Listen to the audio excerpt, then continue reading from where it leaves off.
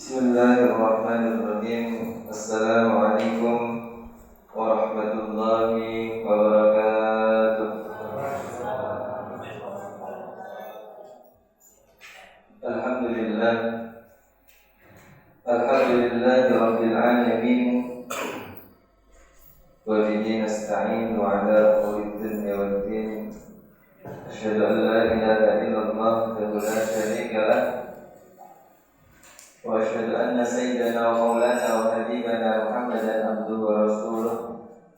Allahumma salli wa sallim ala sayyidina Muhammad wa ala alihi wa azwajihi wa tabi'ina lahum bi ihsanin ila yaumiddin, amma ba'd. Wa qad qala ta'ala fi kitabihil karim, innal ladzina qalu rabbuna Allah tsumma istaqamu fala khaufun 'alaihim wa la hum yahzanun. Wa qala Nabi sallallahu alaihi wasallam, ya'ti 'alan nasi zamanun la yubalighur rajul min aina asabal mar min halalin aw min haram. Wa qala Nabi sallallahu alaihi wasallam. Alhamdulillah, bapak-bapak, ibu-ibu, hadirin dan hadirat, di pagi yang begitu cerah ini Allah Subhanahu wa taala masih berikan kita satu karunia yang begitu besar. Allah Subhanahu wa taala kumpulkan kita dalam satu majelis yang begitu agung. Dalam satu riwayat Rasulullah sallallahu alaihi wasallam beliau bersabda, "Idza marartum bi riyadil jannah fartamu." Qalu ya Rasulullah, wa ma riyadul jannah? Qala majalisul ilm. Wa fi riwayatin majalisul dzikr. Wahai para sahabatku, kata Nabi, apabila kalian melewati pertamanan-pertamanan surga, maka makanlah yang lahap. Maka para sahabat bertanya, ya Rasulullah, pertamanan-pertamanan surga itu apa? Maka beliau menjawab, pertamanan-pertamanan surga, kata beliau, adalah majalisul dzikr, wa fi riwayatin majalisul ilmi. Pertamanan surga itu adalah majelis zikir, dalam satu riwayat yang lain adalah majelis ilmu. Artinya apa? Hadirin wal hadirat, kita sekarang dikumpulkan oleh Allah berada di pertamanan surga. Sehingga Sayyid Al-Maliki beliau mengatakan, di antara kenikmatan surga yang bisa dirasakan oleh orang-orang ketika di dunia adalah berkumpulnya mereka sesama orang-orang soleh. Jadi mudah-mudahan kita yang duduk di sini orang-orang yang baik semuanya, insyaallah. Orang-orang yang dipilih oleh Allah Subhanahu wa taala semuanya, insyaallah. Sehingga nanti kelak kita di surga pun akan dikumpulkan kita seperti ini. Mudah-mudahan kita semua dalam semua. Hadirin wal hadirat rahimakumullah. Sekarang kita ini dilahirkan oleh Allah, telah ditetapkan oleh Allah menjadi hambanya Allah, umatnya Rasulullah sallallahu alaihi wasallam, umat akhir zaman, dan beliau telah meninggalkan kita kurang lebih 1441 tahun yang lewat. Beliau telah meninggalkan kita. Kita ini berada di puncaknya akhir zaman, yang mana di puncak akhir zaman ini dekat sekali dengan akan datangnya hari kiamat. Maka tema subuh kita di sini adalah bagaimana kita menghadapi akhir zaman yang begitu berat. Zaman ini, di akhir zaman ini, luar biasa fitnah yang terjadi. Maka Nabi mengatakan, badiru bil a'mal fitan. Badiru bil a'mali fitanan. Kakit'in minal lail al-badlim yusbihur rajulu fiha mu'mina wa yumsi kafira wa yumsi mu'mina wa yusbihu kafira yabi'u dinahu bi'aradin minad dunya. Nabi mengatakan, wahai para sahabat, badiru bil a'mal, cepat-cepatlah kalian, bersegeralah mendekatkan diri kepada Allah, cepat-cepatlah untuk beramal. Beliau katakan 1440 tahun yang lalu. Beliau katakan kepada para sahabat zaman yang masih kondusif, belum seperti zaman yang sekarang. Beramalah kalian cepat-cepat sebelum datangnya zaman kakit'in minal lail, yang mana zaman itu seperti malam gelap gulita. Malam gelap gulita, kalau tidak ada lampu, maka apa yang akan terjadi? Orang tidak bisa membedakan mana hal yang baik, mana hal yang buruk. Dan sekarang terjadi di zaman ini, orang itu tidak bisa membedakan mana kemungkaran, mana ketaatan, mana perkara yang hak, mana perkara yang batil. Orang tidak bisa membedakan akidah yang benar mana, akidah yang salah mana.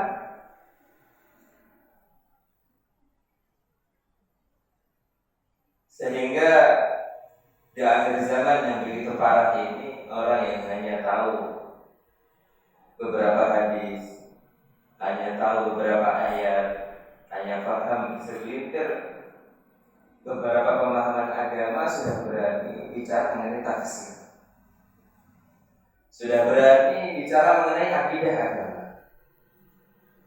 Sehingga pemahaman agama di akhir zaman ini terjadi simpang siur yang begitu hebat. Inilah di akhir zaman. Dan di akhir zaman ini orang yang benar dibenar, orang yang benar dibohongkan, orang yang bohong dibenarkan. Dan ini nyata sabda Nabi. Nabi mengatakan, ya'ti 'alan nasi sanawatun muqadda'at, akan datang pada umat ini tahun-tahun yang penuh dengan penipuan. Yusaddaqu fiha al-kadhib, orang bohong dibenarkan, wa yukadzabu fiha as-shadiq, orang yang benar dibohongkan, orang yang bohong dibenarkan. Orang-orang yang tidak bisa mengemban amanah, mereka diberi amanah. Orang-orang yang bertanggung jawab terhadap amanahnya, mereka dikhianati. Dan ini kita akan merasakan semua di zaman yang penuh dengan fitnah, zaman yang berat untuk kita hadapi. Sekarang kita tidak tahu, dengan adanya media-media yang tersebar, dengan adanya Facebook, IG dan lain sebagainya, berita-berita, entah berita kebenaran atau berita kebohongan, terjadi simpang siur, entah mana yang benar atau mana yang keliru. Kita menghadapinya sekarang. Maka jemaah subuh yang sama-sama dimuliakan Allah Subhanahu wa Ta'ala, sehingga di zaman yang begitu berat ini, orang itu untuk mencari sesuap nasi pun mereka tidak peduli. Sehingga Nabi mengatakan, yati al-nasi zamanun la yubali'ur rajul min aina asabal mal min haramin aw min halalin. Nanti akan datang satu zaman, orang sudah tidak peduli lagi dari mana dia memperoleh harta, dari mana dia mendapatkan harta, dari perkara yang haram atau perkara yang halal. Mereka tidak peduli.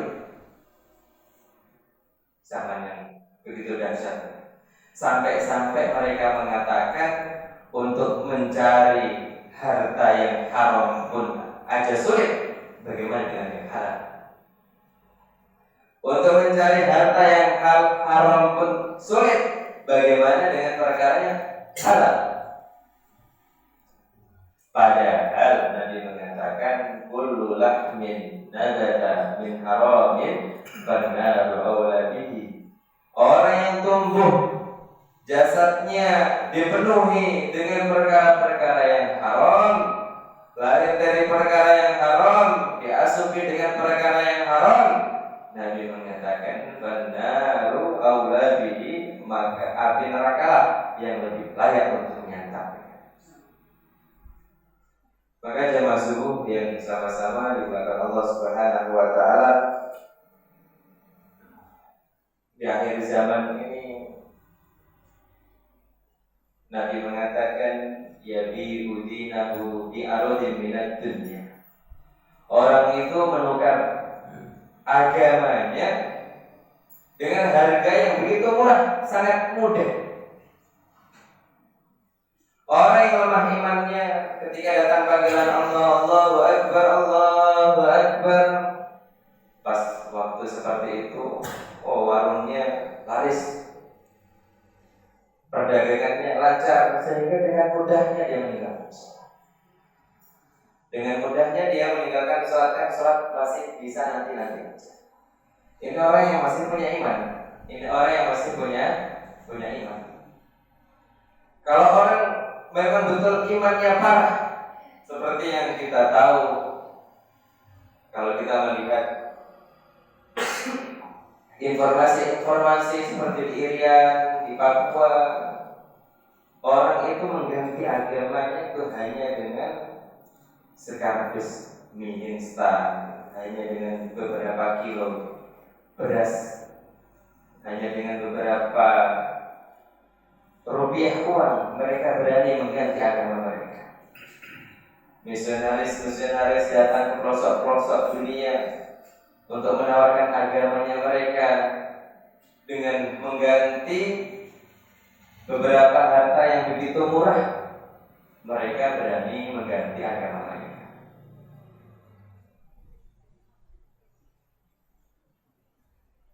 Maka di akhir zaman ini yabi'u dinahu bi'aradin minad dunya, orang akan menukar agamanya dengan harga yang begitu murah. Maka ini jangan sampai terjadi pada diri kita. Jangan sampai kita ditawari dengan dunia yang begitu kecil sekali ini, kita berani meninggalkan agama kita, berani meninggalkan sholat kita, berani meninggalkan kewajiban kita, berani meninggalkan ibadah kita. Itu sangat merugikan. Maka hadirin yang dimuliakan oleh Allah Subhanahu wa taala, Al-Imam As-Sanusi beliau mengatakan di dalam kitabnya Roma fiha bi amwaji ingkaril haqq, Roma fiha bi amwaji ingkaril haqq wa bughdi ahli.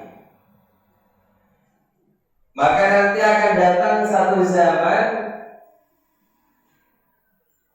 kebenaran itu akan diingkar. Perkara yang benar dibohongkan, perkara yang benar dijauhi, sehingga orang-orang yang mengamalkan agama, orang-orang yang berbuat kebenaran, mereka benci. Maka sekarang di zaman yang seperti ini dipolesi dengan media-media yang ada, bagaimana orang-orang itu membenci ahli-ahli agama, sehingga sekarang ulama dikucilkan, ulama-ulama ada yang diusir dari tanah airnya, ulama-ulama dibenci, orang-orang yang baik dibenci, sehingga orang mengamalkan sunnah pun tanpa asing. Orang mengamalkan sunnah tanpa asing. Orang pakai sorban dianggap ke arah Arab. Orang menggunakan jubah dianggap ke arah Arab. Padahal ini kan sunnah Nabi. Kalau kita melihat semua wali saleh mereka mengenakan full sunnah. Kita lihat pembesar Nahdlatul Ulama Kiai Hasyim Al-Asy'ari, beliau menggunakan sorban, menggunakan jubah. Tapi karena ini akhir zaman, kita nggak bisa memungkiri ini akhir zaman. Ya seperti ini kondisinya seperti ini. Orang akan mengingkari perkara yang baik. Orang akan mengingkari perkara yang baik, kebaikan-kebaikan yang ada pada orang yang berbuat baik, mereka akan mencemooh. Dan inilah yang terjadi. Tetapi sebaliknya bagaimana tazinul batil bizukhri wal ghar? Kebatilan akan dibungkus dengan indah sehingga orang-orang akan mengidolakan kebatilan-kebatilan. Para artis diidolakan, orang yang tidak pernah sholat diidolakan, orang yang tidak tutup aurat diidolakan. Sehingga prinsip untuk mengidolakan seseorang yang layaknya untuk kita idolakan itu sudah keliru. Siapa sebenarnya orang yang layak untuk kita idolakan? Yang mulia baginda Nabi Muhammad SAW, karena beliau adalah orang yang sempurna zahirnya, orang yang sempurna akhlaknya, orang yang sempurna batinnya. Itu semestinya kita idolakan. Tetapi sekarang kita lihat anak-anak kecil, idola mereka siapa? Para artis. Idola mereka siapa? Para pemain-pemain sepak bola. Idola mereka siapa? Orang-orang fasik yang pakai celananya aja tidak sempurna, pakai celana setengah-setengah dengkul, ya. Maka dengan dimulakan Allah Subhanahu wa Ta'ala di zaman yang begitu berat ini untuk kita menghadapi, sehingga kita mengamalkan agama pun susah. Maka bagaimana supaya kita ini semua selamat? Nah, itu kuncinya. Apa supaya kita ini selamat? Ya kita perbaiki hubungan kita dengan yang punya dunia. Perbaiki hubungan kita kepada Allah yang memiliki zaman ini, karena Tuhannya zaman dulu sama Tuhannya sekarang ataupun yang akan datang sama, yaitu Allah Subhanahu wa Ta'ala. Kalau hubungan kita ini baik dengan Allah, maka selesai masalah. Kalau hubungan seseorang ini baik kepada Allah, maka semua hajat-hajatnya akan terpenuhi, semua masalahnya akan terselesaikan.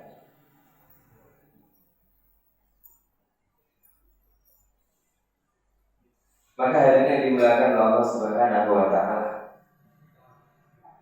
Allah Subhanahu wa Ta'ala telah banyak memberikan karunia-karunia kepada kita, macam-macam. Allah Subhanahu wa Ta'ala telah memberikan kelonggaran-kelonggaran kepada kita ini sudah begitu banyak. Allah berikan kita harta, Allah Subhanahu wa Ta'ala titipi kita seorang anak, Allah titipi kita mobil, Allah Subhanahu wa Ta'ala titipi kita rumah dan lain sebagainya. Allah berikan kita mata yang bisa memakan, Allah Subhanahu wa Ta'ala berikan tangan yang bisa untuk memegang, yang mana karunia ini kalau dicabut saja oleh Allah Subhanahu wa Ta'ala, betapa sulitnya kita. Maka dengan karunia Allah Subhanahu wa Ta'ala yang Allah Subhanahu wa Ta'ala berikan ini, apakah sudah kita menjadikan nikmat-nikmat tersebut sesuai dengan tuntutan Allah? Sudahkah mata kita yang Allah Subhanahu wa Ta'ala berikan kepada kita memandang para ulama dengan penuh pandangan gembira? Sudahkah mata kita ini kita gunakan untuk memandang Al-Quran, baca Al-Quran? Sudahkah mata kita ini kita gunakan untuk memandang Ka'bah dengan penuh cinta? Atau sebaliknya, mata kita kita gunakan untuk maksiat, melihat kemungkaran-kemungkaran, melihat wanita yang bukan mahramnya, melihat gosipan-gosipan.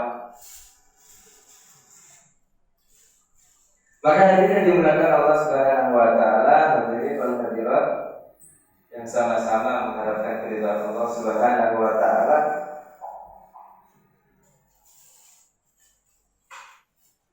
Allah Subhanahu wa Ta'ala beliau mengatakan di dalam satu ayat kursi, beliau mengatakan inni la ajma'u amnaini wala khaufaini.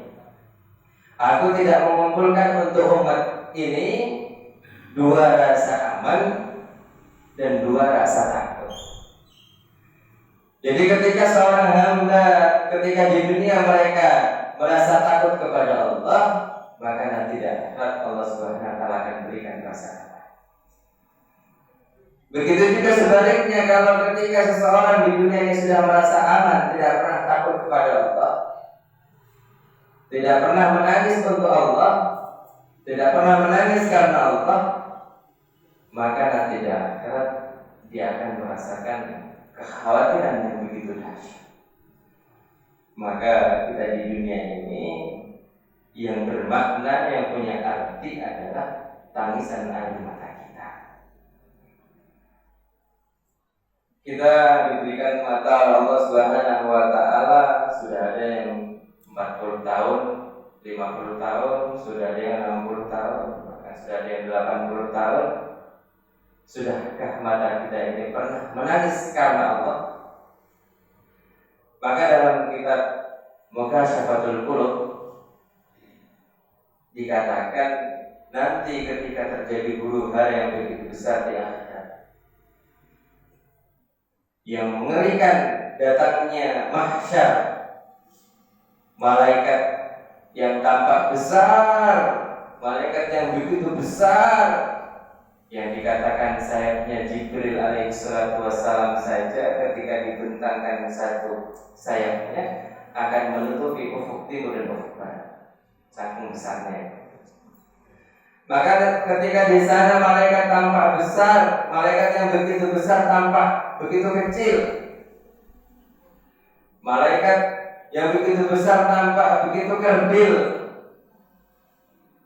Seperti nanti ketika manusia di sana itu semuanya tunduk kepada Allah karena takutnya kepada Allah, yang mereka menggigil seperti burung pipit yang lagi kedinginan.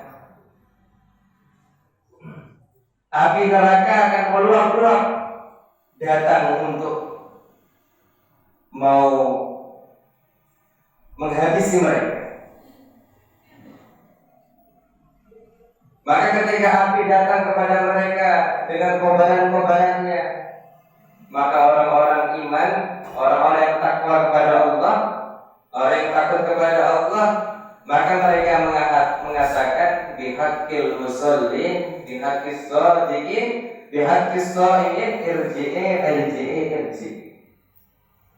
Wahai api, dengan barokahnya orang-orang yang sholat, dengan barokahnya orang-orang yang sedekah, dengan barokahnya orang-orang yang puasa, kembali. Tetapi api tidak peduli. Pada waktu itu api tidak peduli. Dia terus ingin melahap manusia yang ada di sana.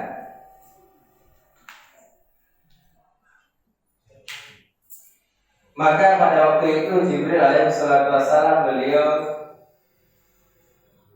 mendatangi baginda Nabi dengan membawa satu cangkir gelas yang berisikan air. Maka Nabi Malaikat Jibril alaihissalatu wassalam mengatakan kepada Nabi Muhammad, ya Muhammad, khudh hadza ya Muhammad, wahai Muhammad, ambil ini gelas. Kemudian isinya air tersebut kamu perciki ke api tadi. Maka Nabi Muhammad SAW beliau mengambil gelas tersebut yang ada isinya air, kemudian beliau perciki. Satu percikan, dua percikan, tiga percikan. Kemudian api yang begitu besar tadi, yang sudah siap untuk menyantap manusia yang berada di mahsyar, tiba-tiba surut sehingga api tersebut padam. Maka Nabi mengatakan, ya Jibril, ini air apa ini Jibril? Kau begitu hebat. Ini air apa? Dengan satu percikan, dua percikan, tiga percikan, api tersebut surut kemudian padam. Maka Malaikat Jibril alaihissalatu wassalam beliau mengatakan, hadza ma udumi ummatika min khasyatillah, ini adalah air mata para pendosa umat-umatmu yang air mata tersebut mereka jatuhkan karena takut kepada Allah. Inilah air mata yang akan ada manfaatnya nanti ketika di akhiratnya akan bisa menyelamatkan kita semua. Maka sudahkah mata kita yang kita gunakan untuk menangis kepada Allah? Di samping kita di dunia ini supaya diselamatkan oleh Allah, kita ini merasa takut kepada Allah dan juga kita selalu berharap kepada Allah. Maka di dunia ini dua sifat yang harus kita miliki, yaitu khauf, yang pertama rasa takut kepada Allah, rasa khawatir kepada Allah, takut kepada Allah yang tidak berlebihan sehingga kita tidak berputus asa. Kemudian yang kedua adalah sifat roja, yaitu selalu berharap ampunan Allah. Kalau nanti di akhirat Allah Subhanahu wa Ta'ala akan mengatakan kepada hamba-hambanya yang pertama kali nanti ketika di akhirat, Allah Subhanahu wa Ta'ala berfirman di dalam hadis kursi, hal ahbabtum liqa'i, kata Allah, hal ahbabtum liqa'i, apakah kalian mencintaiku, kata Allah? Apakah kalian senang berjumpa kepadaku, kata Allah? Maka pada waktu itu umat menjawab, na'am ya Allah, betul, kami sangat rindu, kami sangat cinta untuk berjumpa kepadamu. Maka Allah bertanya, walimah, kenapa? Rajauna afwaka wa maghfirataka, karena kami mengharapkan ampunan dan maghfirah-Mu, kata mereka.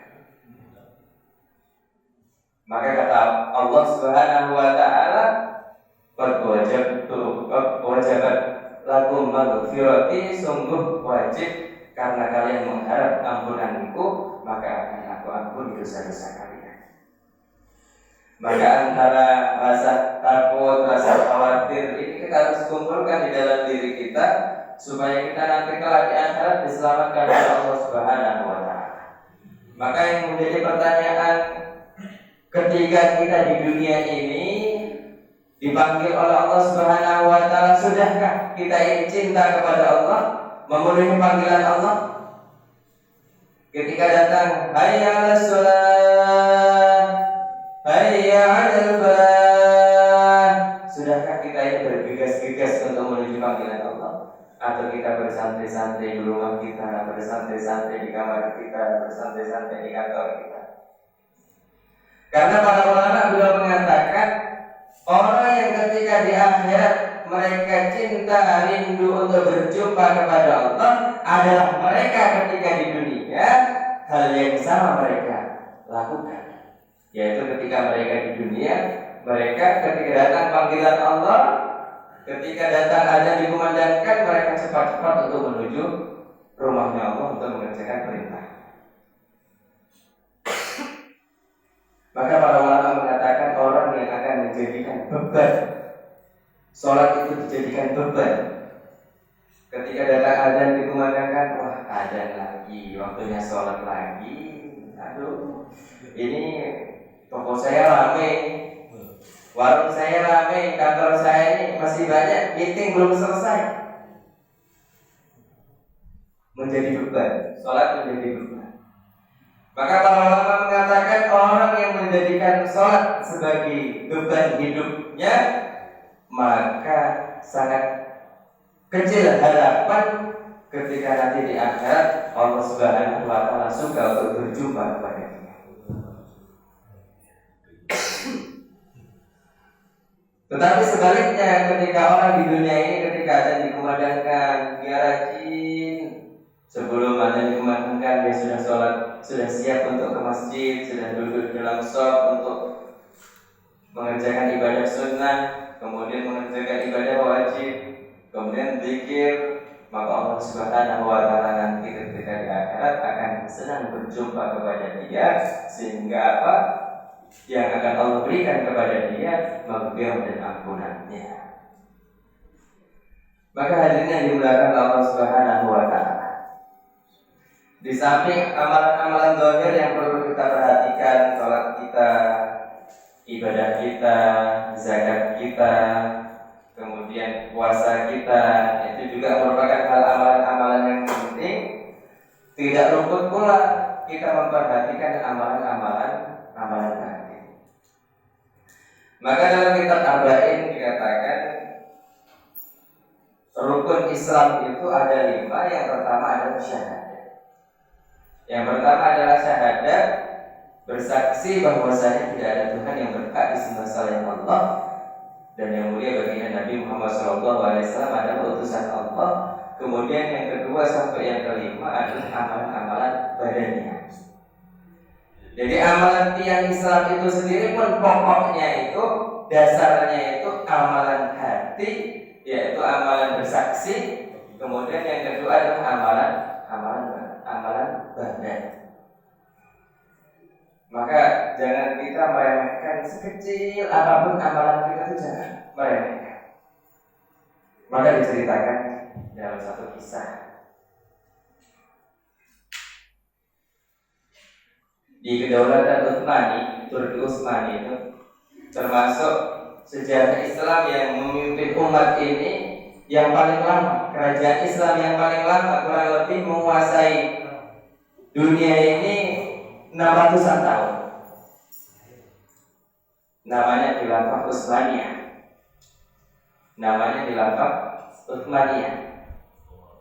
Khilafah Utsmaniyah. Di dalam Khilafah Utsmaniyah ini ada seorang raja yang sangat terkenal, yaitu Harun ar-Rasyid. Harun ar-Rasyid ini punya seorang istri namanya Zubaidah.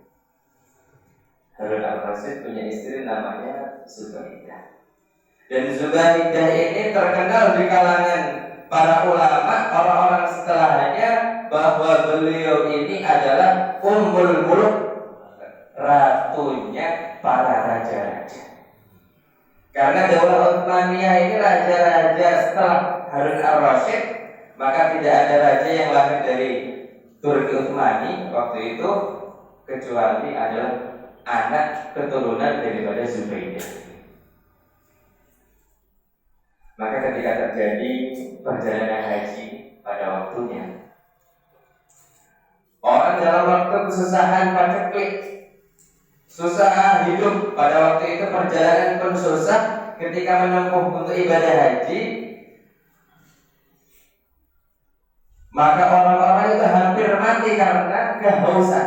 Ekonomi yang begitu sulit sehingga air pun susah untuk didapatkan. Jamaah haji hampir tewas semuanya pada waktu itu. Maka akhirnya Zubaidah ini mengeluarkan dari kantongnya harta milik pribadi, beliau sedekahkan untuk membuat bendungan di antara Mekah Madinah. Itu ada namanya bendungan Zubaidah, Sungai Zubaidah di sana saja.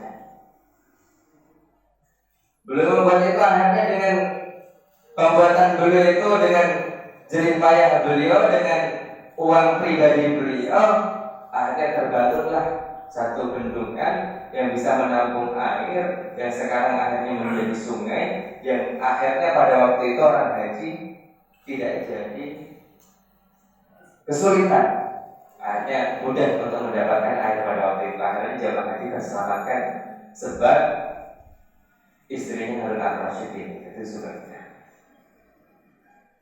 Maka akhirnya dari situ Zubaidah mendapatkan banyak sanjungan. Ini kalau bukan karena Zubaidah, kita semua sudah mati.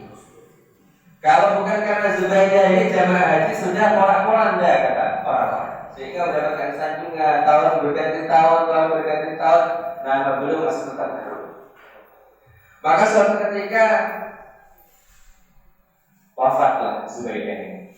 Nah, setelah wafat, maka akhirnya di dalam mimpi anaknya bermimpi ketemu ibundanya. Maka beliau bertanya, wahai ibunda, bagaimana keadaan engkau di akhirat? Masya Allah, kata beliau, tidak ada perkara yang lebih menyusahkan saya ketika saya di akhirat kecuali sungai yang saya bangun untuk jamaah haji itu. Masya Allah. Padahal beliau korban habis dari hartanya sendiri dan banyak mendapatkan sanjungan dari umat pada waktu itu. Bagaimana tidak menyelamatkan banyak orang untuk pergi ibadah haji? Tentunya itu pahalanya luar biasa. Tapi beliau mengatakan, saya tidak pernah merasakan kesulitan di akhirat ini kecuali satu ini, Sungai Zubaidah. Maka akhirnya boleh melanjutkan ceritanya, akan tetapi amalan saya yang diterima oleh Allah Subhanahu wa Ta'ala adalah ketika malam sebelum saya tahajud, maka saya pergi keluar rumah ke balkon. Di balkon kemudian saya memandangi langit, kemudian saya berpikir mengenai keagungan Allah. Alangkah besarnya kebesaran Allah, alangkah hebatnya Allah menciptakan bintang-bintang, Allah menciptakan bulan yang begitu indah. Justru di situ amalan saya yang diterima oleh Allah Subhanahu wa Ta'ala. Maka dari sini kita bisa tahu, ketika orang itu bangga dengan amalannya, orang riya pamer dengan amalannya, belum tentu itu amalannya akan diterima oleh Allah. Kita lihat pengorbanan Zubaidah yang tadi, korban harta habis banyak untuk membuat bendungan di sana, tetapi justru itu yang tidak dipandang oleh Allah Subhanahu wa Ta'ala. Tetapi dengan fikir yang sesaat untuk berpikir mengenai keagungan Allah, justru disitulah yang diterima oleh Allah. Jadi kadang amalan yang kecil yang kita menganggap remeh, justru itu yang diterima oleh Allah. Maka Allah berfirman di dalam Al-Quran, wa tahsabunahu hayyina wa huwa indallahi azim. Kalian mengira itu adalah amalan kecil, justru itu adalah amalan yang besar menurut Allah. Kalian mengira itu adalah amalan yang besar menurut kalian, tetapi justru itu kadang menurut Allah itu adalah amalan yang kecil. Wa tahsabunahu hayyina wa huwa indallahi azim. Maka diceritakan dalam satu hadis, ada seorang sahabat masuk ke pintu majelisnya Rasulullah SAW, masuk ke pintu Masjid Madinah, yang mana pada waktu itu sahabat dan Rasulullah SAW lagi membuat pengajian. Seperti ini, mungkin pengajian seperti ini. Kemudian Nabi mengatakan, kamu saksikan, kamu perhatikan, orang yang masuk pintu ini, orang yang akan masuk masjid, dia adalah ahli surga. Yang masuk adalah ahli surga. Oh, ternyata orang Ansor yang masuk. Yang masuk orang Ansor, orang biasa aja, nggak terlihat sahabat yang begitu istimewa di mata para sahabat. Maka hanya keduanya sama. Ketika Nabi ngaji bersama para sahabat, tiba-tiba seorang sahabat muncul dari pintu masuk masjid. Nabi mengatakan, kamu saksikan, kamu perhatikan, orang yang masuk itu adalah ahli surga. Akhirnya sahabat ini apa sih amalannya orangnya? Kemudian akhirnya yang ketiga kali, hari yang ketiga sama. Kamu perhatikan, itu orang yang masuk ke masjid itu adalah ahli surga. Maka ada seorang sahabat yang senior namanya Abdurrahman bin Auf, yang beliau termasuk adalah Asyraf Mubasysyar bil Jannah, orang yang ketika di dunia saja sudah mendapatkan kabar gembira bahwa beliau akan dimasukkan ke dalam surga. 10 orang sahabat di antaranya ada Abdurrahman bin Auf, dan beliau adalah termasuk saudagar kaya, sahabat yang paling kaya pada waktu itu. Akhirnya beliau datang ke rumahnya. Assalamualaikum Tuhan, saya itu lagi ada cekcok sama orang tua. Bolehkah saya untuk bertamu di sini selama 3 hari? Saya menginap di sini, boleh nggak 3 hari? Maka akhirnya sama sahabat tadi yang dikatakan Nabi dia adalah ahli surga, ya silakan monggo, nggak apa-apa. Tuhan istirahat di sini. Hanya 1 hari ini sebenarnya sholatnya bagaimana sih? Apakah 1000 rakaat begitu? Apa juga hanya 30 juz atau malam? Ternyata habis Isya, sholat Isya, kemudian dia sholat 2 rakaat, habis itu udah tidur istirahat. Sebelum subuh dia bangun tahajud, kemudian subuhan sama seperti kita begitu. 1 hari. Tapi dia masih heran, sahabat Abdurrahman bin Auf ini masih heran. Apa ini kok Nabi mengatakan dia ini ahli surga? Terus akhirnya hari yang kedua sama, masih seperti itu. Hari yang ketiga masih sama yang seperti itu. Maka akhirnya dia mengungkapkan apa maksud dan tujuannya sahabat Abdurrahman bin Auf. Wahai Tuhan, sahabatku sebenarnya saya datang ke sini bukan karena saya cekcok dengan orang tua, tapi saya ke sini karena saya mendengar langsung dari baginda Nabi. Nabi mengatakan Kemarin waktu 3 hari sebelumnya Nabi mengatakan kamu adalah termasuk ahli surga. Maka sebenarnya amalan kamu ini apa? Maka beliau menjawab, saya tidak punya amalan istimewa seperti kalian, kata sahabat itu. Tetapi saya punya amalan.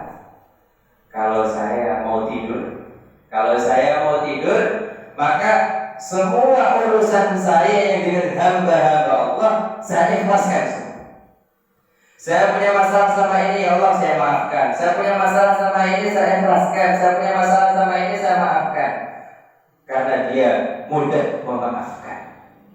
Maka kalau ulama mengatakan siapa dia yang diberi anugerah oleh Allah pintu memaafkan, maka Allah Subhanahu wa Ta'ala akan memberikan mudah akses dia untuk menuju surga.